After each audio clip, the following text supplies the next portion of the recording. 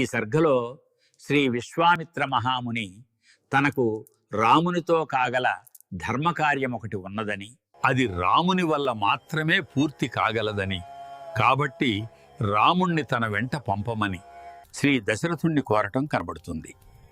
రాజా, నీ రాముని గొప్పతనం నాకు స్పష్టముగా తెలుసు.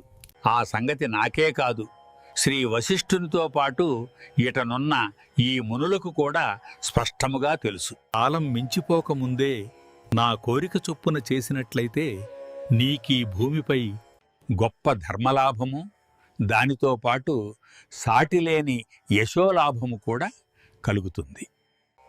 ఇక రామునికైతే బహువిధములైన శ్రేయస్సులను చేకూర్చి ఇవ్వగలను. నా యజ్ఞం పూర్తిగా 10 దినాలు జరుగుతుంది.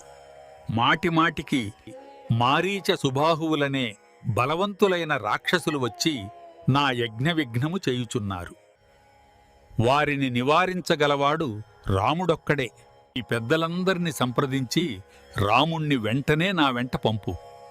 కాబట్టి నా పని ఎట్టిదైనను చేసేదనన్న మాట నిలబెట్టుకొని నీ సత్యాన్ని గెలిపించుకో. ఇవి బ్రహ్మర్షి కౌశికుని పలుకులు.